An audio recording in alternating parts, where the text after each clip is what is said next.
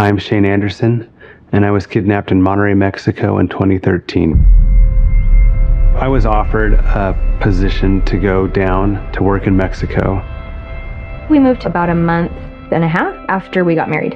Here is beautiful Monterrey, Mexico. I had gone on the internet and looked up Monterrey, Mexico, and all these articles come up. In Monterrey, in 2013, there were major issues with the cartels. I was friends with Jorge, and he said, my family has this awesome fishing ranch outside of town. Do you want to go? They pull out in front of us and then just immediately slam on the brakes. They had the gun to my head. We want $250,000. I was en route to a classroom, and I saw a friend of mine standing there, and she told me that she had been kidnapped. They were pointing guns at me saying, now we have to kill you. I was looking down at the trash pile thinking like, this is where my life ends.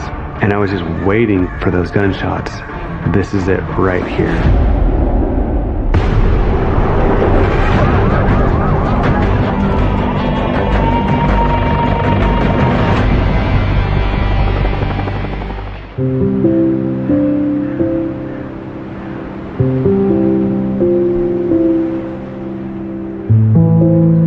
Shane and I first met at church in 2011. You could tell he was a little nervous, and he smiles a lot when he's nervous. From the first second I talked to her, I knew she was the one.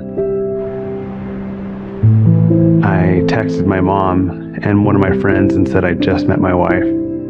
We got married 9 months after we met. We just both felt that it was right, and so we went for it. I would describe Danica as someone who is very risk-averse, organized. I'm the risk taker. So moving to Mexico is obviously my idea. Shane is Mr. Adventure. He's always wanted to move to another country, and he's fluent in Spanish. So for him, it was an easy decision, I think.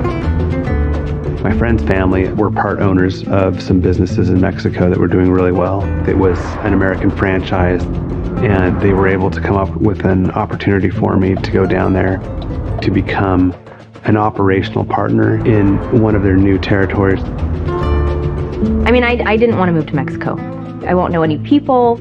This is a very big adjustment for me. We just got married, and of course, I had gone on the internet and looked up Monterrey, Mexico, and all these articles come up.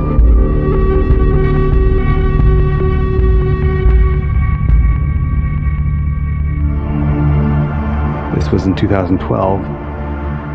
It was really, really bad, and there had been mass graves, people hanging from overpasses, and so when you search, those were the images that popped up. She saw that, and then she was crying with her face down in the bed, saying, you know, they're gonna kill us, they're gonna kill us. Despite the fact that Mexico was a dangerous place to be, it was a great opportunity. She loves me a lot, and that's why she agreed to do it. I trusted in him, that he was making a good choice, and I wanted to support him, so.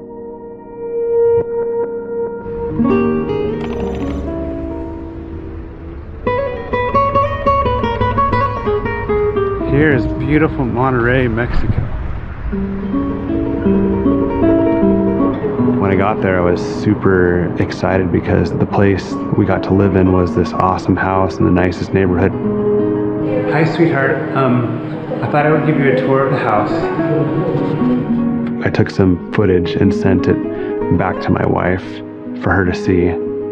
So Shane moved, and then I moved a couple weeks after that, maybe, to be with him.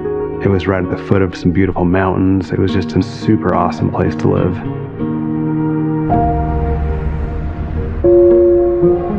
The violence didn't really penetrate where we were. When you're there, there's tons of private security. I felt super safe.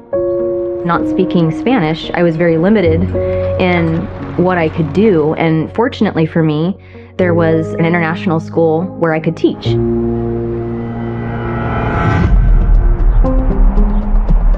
I worked in Monterrey for about a year and a half And at that point in time is when I was training with Jorge. He was a manager and I was just basically shadowing him. And that's when we became, great friends right from the start. He's kind of an outdoorsy type of person. Really soon after that we planned our first fishing excursion.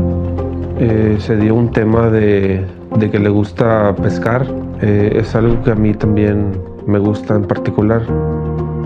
He said, "Hey, my family has this awesome fishing ranch outside of town. Do you want to go?" And it was like, "Yeah, let's go on our next day off." And we had an awesome time, and it was a couple months after that we decided to go fishing again.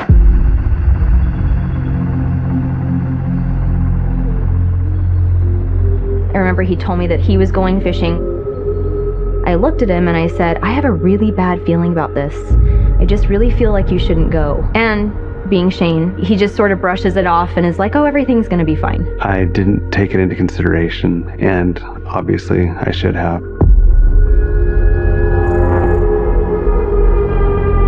It was about 9:30 a.m.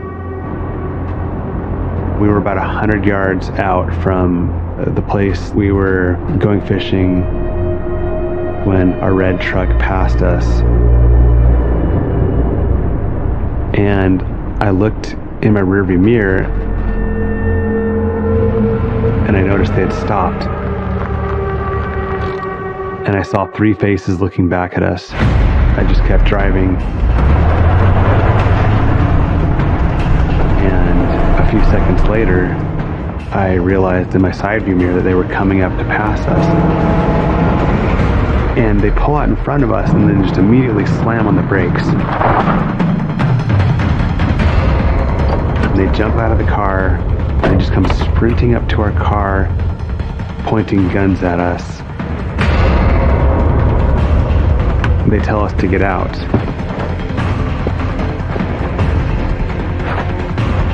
And they were screaming, "Cell phones, cell phones, cell phones." And I was like, oh, okay, like we're getting robbed.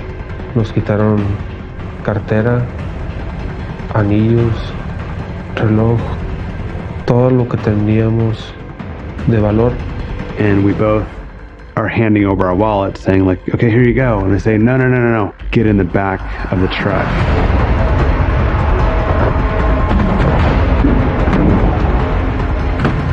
And that's when that foreboding black cloud started to envelop my mind, okay, this is bad. This is real bad.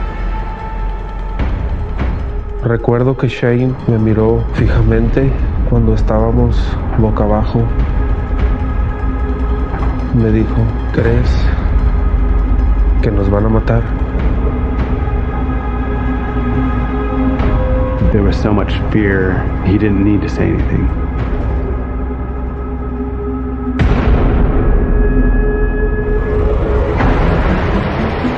I had done some research on the cartels. At the time in the area there was the Zetas cartel and the Gulf cartel. The Zetas cartel, if they kidnapped someone for ransom, even if they got the ransom payment, they would always kill the person. So I was trying to identify, okay, is it them? Because if it's them, I'm going to take the first opportunity to run, even if it's low probability of escape. I have to take that risk. Jorge had a relative, I think like a young girl, like 12 or something like that, and she was kidnapped.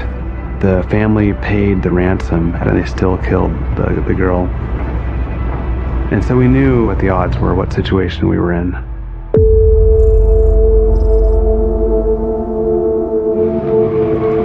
We rolled into the gas station. And a lady right across the street stuck her head out of the kiosk and looked at me. And I put my hands up like this to let her know that I was in trouble. And she disappeared. And then her husband came and looked at us and then closed the door and locked it. They took us out of the back of the truck, sat us down with a gun to our back, pointing to us like a trophy deer that had been shot or something like that. They were motioning people over, saying like, look what we got. Look what we got. That's when we realized that it didn't matter who saw us, whether it was a citizen, whether it was a policeman, because they were telling us, the police are with us.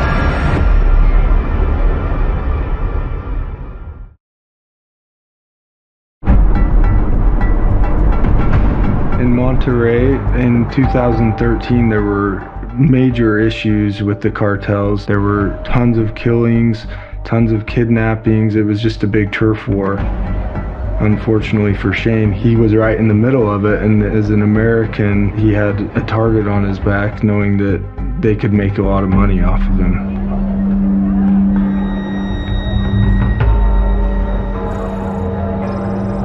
At about midday, we made it to, it looked to me like it was someone's weekend house.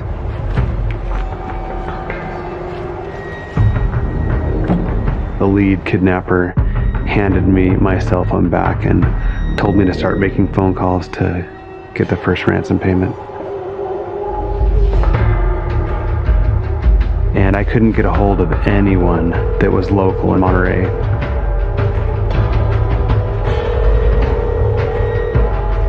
I eventually got a hold of my boss, who was back in the United States. They had the gun to my head, and they were shouting different things, we want $250,000, and then one would shout, and we also want a Chrysler 300M, like it was their Santa Claus wish list. My employer's reaction, he had the same reaction I had when I first got kidnapped, like he was in that blinking stage, like, is this happening?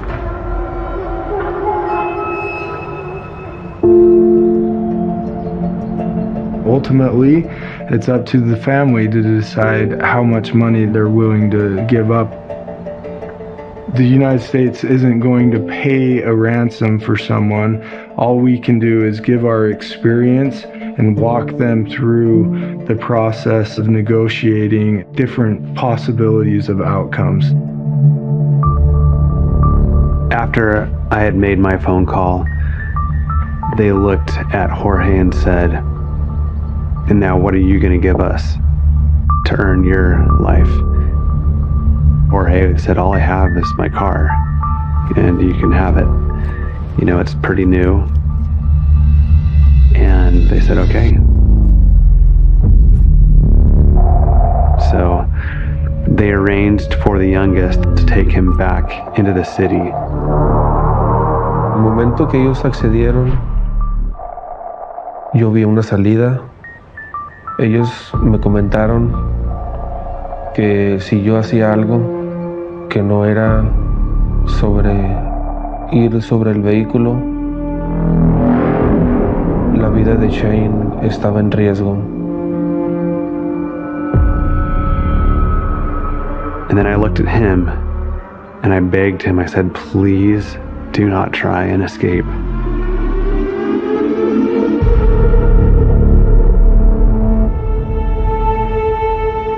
I was en route to a classroom, and my friend, who was also a co-teacher, came up to me and said, "You're being wanted up at the front." So I went down and I saw another friend of mine standing there,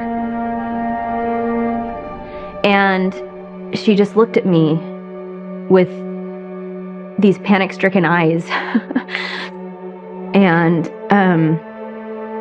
she said, "We need to find a place that we can talk in private."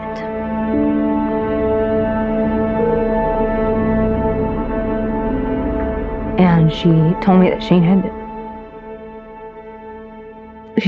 had been kidnapped. I checked my phone, and I had some missed calls, and I had another call coming in on my phone.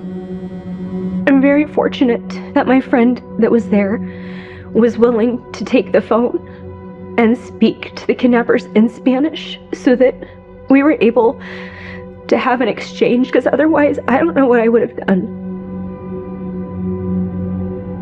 All I could hear was another man speaking Spanish, and he sounded agitated.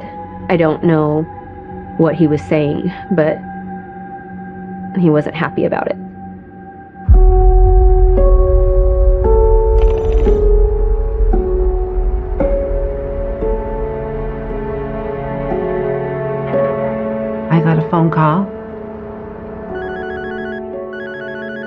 was from Shane's employer. He said, "There's been an incident. Shane has been kidnapped." And I just fell down on the floor and wailed, and I had never known that level of horror and sheer terror in my life.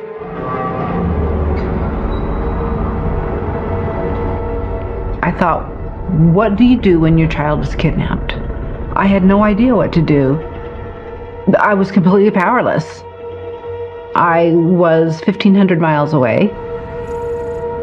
My friend suggested we go to what's essentially the Mexican equivalent of the FBI, the AEI. We went to the AEI and met with an anti-kidnapping unit led by Agent Gerardo Rodriguez.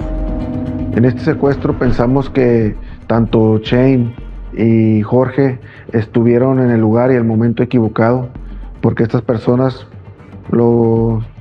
se toparon y se aprovecharon de la situación, y que lo que querían era obtener el dinero que más se pudiera en ese momento obtener. El primer demanda de rescate por parte de los secuestradores que tenían a Shane fue por la cantidad de 3 millones de pesos. The AEI team, and Gerardo especially, said, we have experience in this. We've done this so many times, as sad as that is to say. And we know that they're not going to return him after the first ransom payment. This is our plan. We think we drop the first ransom payment, make the sum considerably less, see what their next move is, make sure that Shane is safe, and we continue from there. My friend and I were really worried, obviously. Do we trust the Mexican authorities and their experience and go with their plan? And it was gut-wrenching. I mean, it was a really, really hard decision. We ended up trusting Gerardo and his team, which I'm really glad that we did, and not wanting to risk Shane's life, not wanting to agitate the kidnappers, and making sure that he was safe for as long as he could possibly be.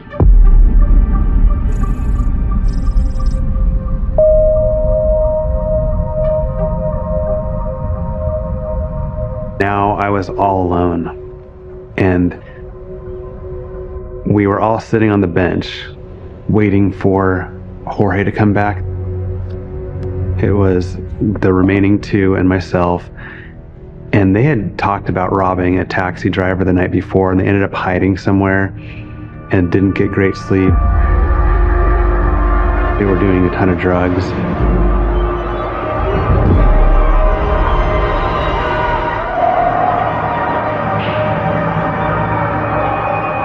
And they ended up falling asleep right next to me.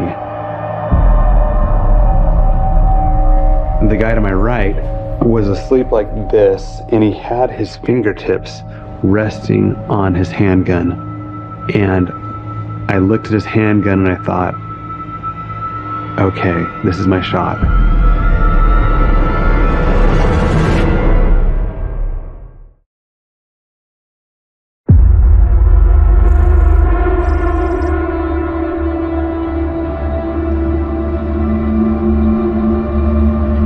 I just planned it out meticulously so I could execute my plan perfectly.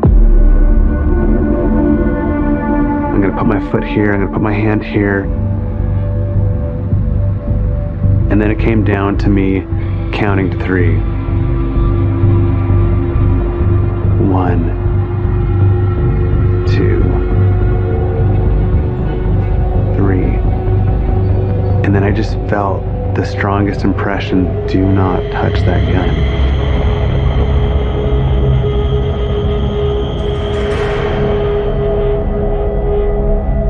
And I thought to myself, okay, this is probably just fear creeping into your mind.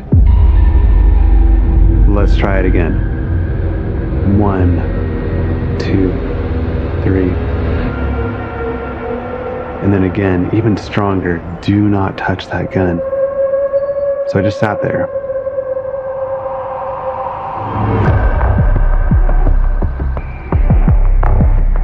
they eventually woke up, the kid who was sitting in front of me with the AR-15, he was the leader.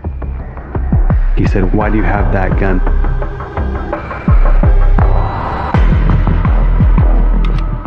That's the gun that doesn't have any bullets in it.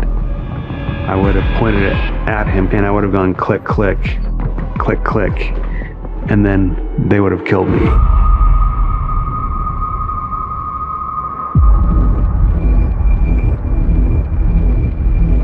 When the kidnappers woke up, they were calling and calling and they couldn't get in touch with the other kidnapper and they were getting really scared at that point.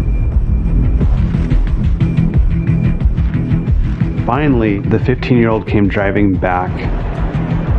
He came flying up to us and was yelling, "He escaped, he escaped." They were pointing guns at me saying, "Your coworker killed you. Now we have to kill you." And my heart dropped. The two 17-year-olds sat there having this back and forth discussion while the 15-year-old was pointing the gun at me. Do we kill him and just forget the whole thing? Or do we keep going and try and get the ransom? Well, I was scared that I was gonna die. But I also didn't blame Jorge for doing what he did. I would have done the same thing.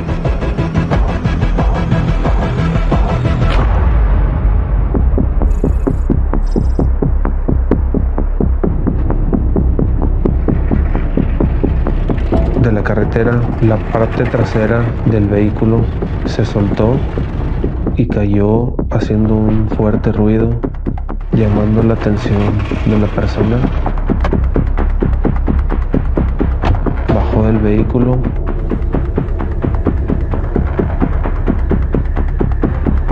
Yo hice una simulación de ayudar cuando él estaba sosteniendo el peso de la defensa de una camioneta.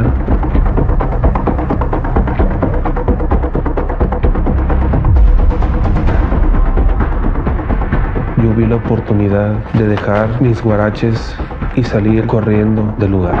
Yo corrí y no volteé.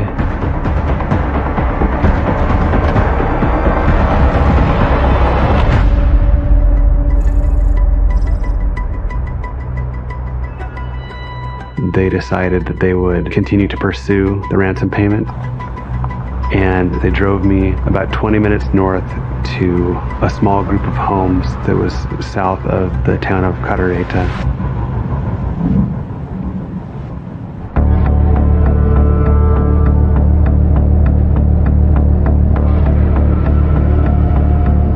At that point in time, I called my wife's friend.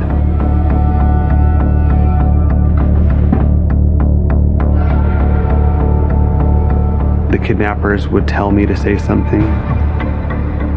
I would say it, and my wife's friend would share it with everyone that was with her, and then they would make decisions.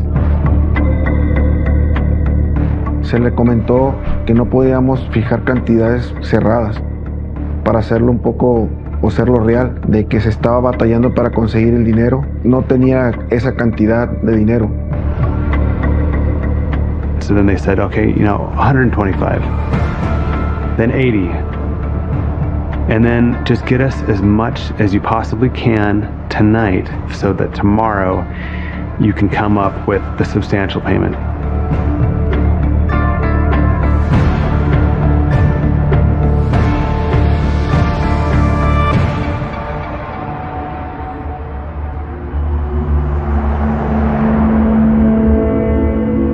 Se llegó a un acuerdo con los secuestradores de Shane de pagar la cantidad de 78,000 pesos, por lo cual sabíamos que probablemente podría haber un segundo pago.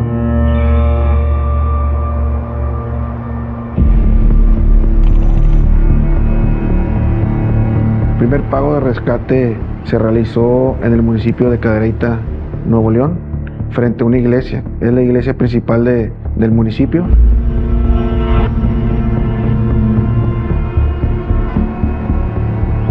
After that, there weren't any calls. I only spoke to Shane twice. The first time was the first day, just to quickly let me know that he was alive. Hearing Shane's voice obviously brought comfort, but it also brought... There was just a dire need to get him back. I think the most difficult part was not hearing back. There were hours that went by where we didn't hear anything from Shane or the kidnappers, and it was terrifying. In that amount of time, what was Shane doing? Was harm coming to him? And we had to wait and depend on them to call us.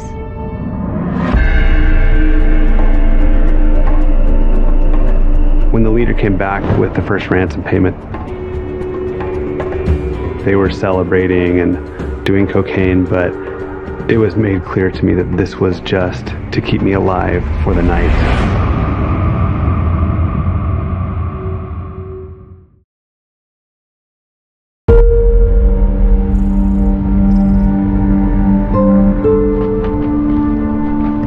When we were at the next location I was held at, they started walking me up the street. People were coming out. They weren't trying to hide me just as before, and it was just so strange that it wasn't strange that I was there.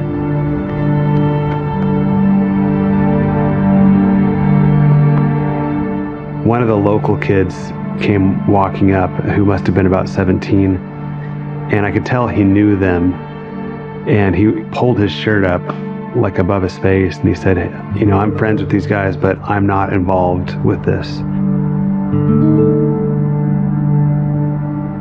We were just talking about soccer, about music, about food. He just seemed like a really nice kid.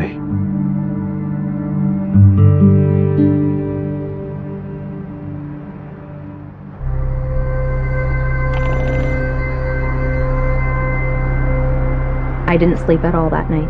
I was awake all night, and I've heard about people praying all night, and I thought, wow, that sounds really hard. And it's not that hard when you are that desperate.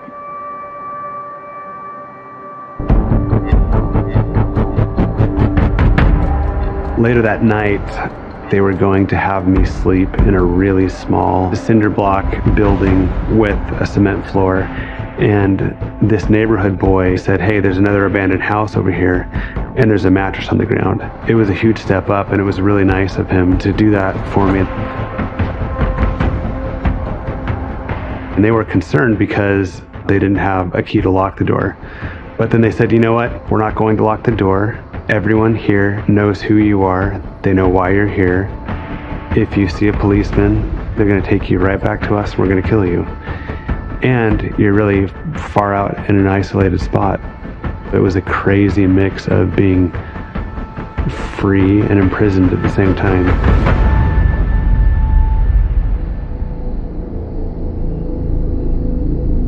When I finally was able to be alone, it was a really intense experience.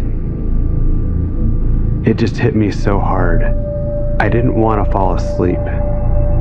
I went through family member by family member, friend by friend, and all I thought about was my loved ones and my experiences with them, because I know that the miracles don't always happen, and you know, that's okay with me. I felt just like a wave of comfort come over me, just to know that there's a lot of people who loved me and were thinking of me, and I felt guilty. I felt terrible that just over a stupid fishing trip, I was causing such pain to my family.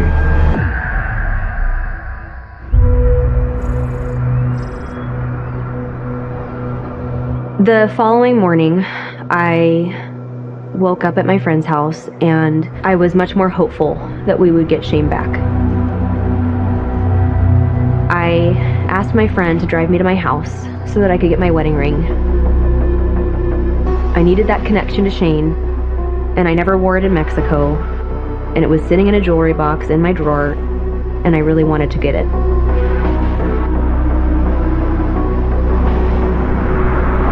We left the house and we went straight to the AEI team, and we're awaiting the next phone call from the kidnappers.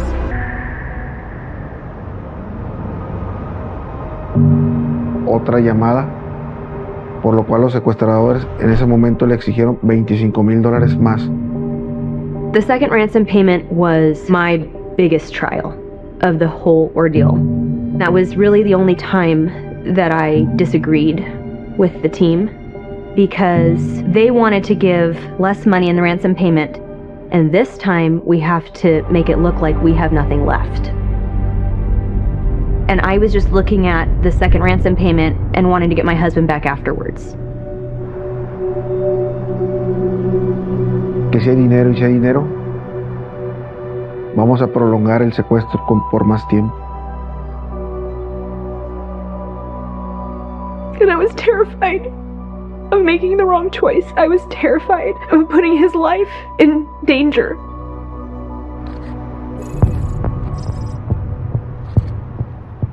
At a certain point in time, they paid a local guy to watch me.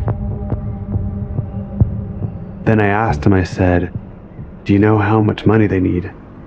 He said, "I heard they're going to kill you if you don't get another 70,000 pesos, which was about $5,000 in 2013. And so now I had that valuable piece of information to work with.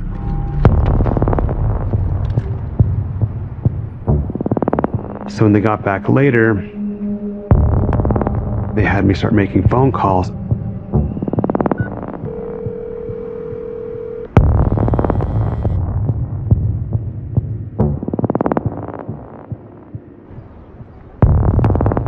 I was trying to be very specific. Okay, how much money do you got? And they kept saying, no, we only have 10,000 pesos, which was like $1,000. I was like, it would be awesome if instead of that amount, you had this amount more.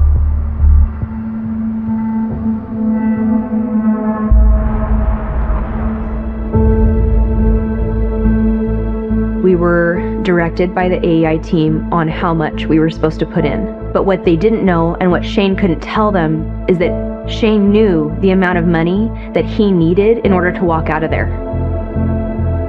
My wife's friend kept saying, no, we don't have any more money. We don't have any more money. And so I was getting really desperate. Okay, well, we'll keep trying, okay, keep trying. And then we'd call back a couple hours later. Do you have it? And my friend was saying, no, we're not going to give that to you. And for the very first time during the entire saga, my friend got off the phone and started crying. And she said, I think I just killed him. Because he was trying so hard to tell us what he needed. And as his wife, I wasn't giving him what he needed.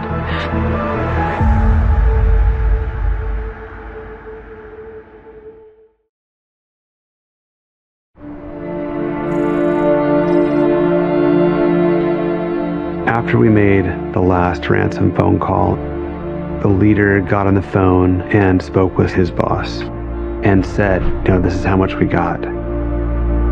He'd received the direction that, that's not enough. You have to kill him. And when he hung up, the mood changed. And I knew something was different. And he handed his AR-15 to the other kidnapper and said, you're going to do it.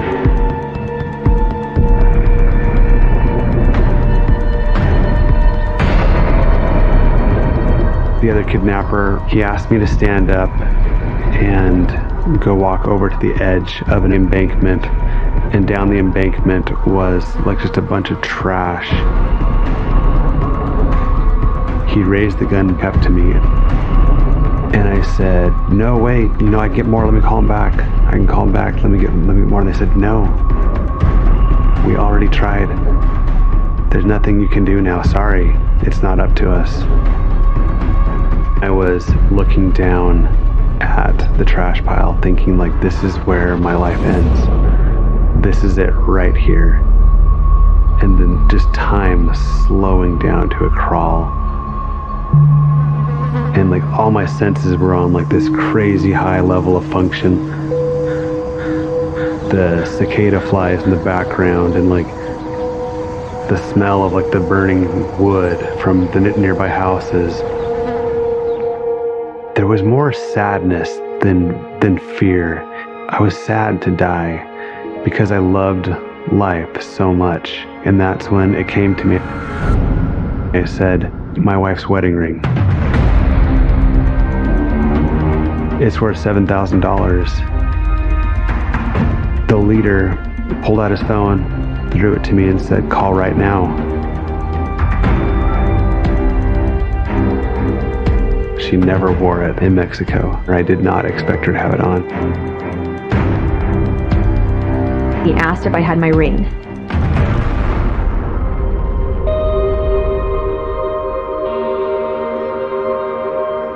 And I did, because by a miracle, I had gone to the house to get it that morning. Had I not gone to the house to get it, we could not have included it in the ransom payment because it would have taken us too long to drive the 25 minutes back to the house, the 25 minutes back, and then still drop off the ransom in time. So it was just such a blessing that I had it on me and I was able to put it in that second ransom payment. When I told them that my wife did have her ring and that she put it in the ransom bag, and he started laughing and he said, you might have just saved your life.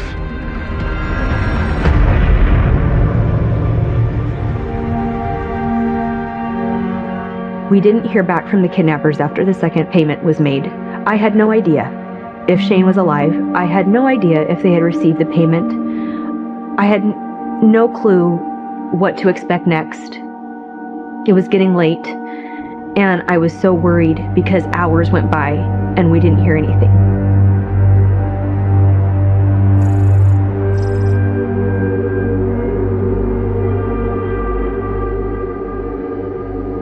After the lead kidnapper made me verify the ring, and he knew that it was my wife's wedding ring, the leader looked at me and said, if you can make it out of here alive, you're free.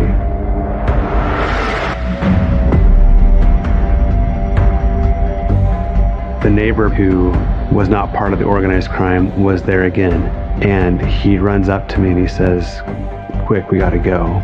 There's other people who are going to re-kidnap you and continue this process.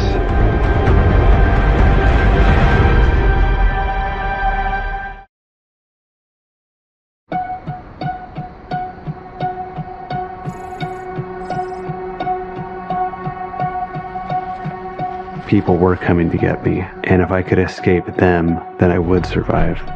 And if it wasn't for the local boy who helped me hide, I would have been kidnapped again, and the ransom process would have started all over again. We went through like a wooded area, crossed the little river, and then we hid behind a bush waiting for a local bus to come. And we drove the 20 minutes into the town of Cadereyta, right into the central plaza where my ransom payments had just been dropped off. And he said, a lot of these taxi drivers are involved with organized crime, so let's walk around. We walked around the entire plaza, and he would say, not them, not them. And then we got to two older guys, and he said, okay, these are the guys.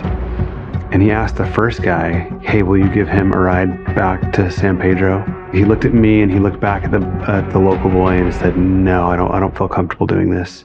And the second guy looked at me and he said, I don't know. And then the local boy was, reassuring him, no, come on, please. We need this.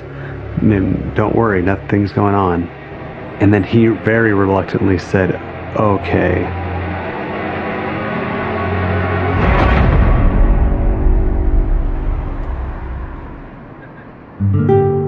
We start driving away. I still didn't feel like 100% free. I was so happy I couldn't cry. There was just constant adrenaline for 36 hours. When I finally realized I had made it, I just dropped off and I just felt just so drained.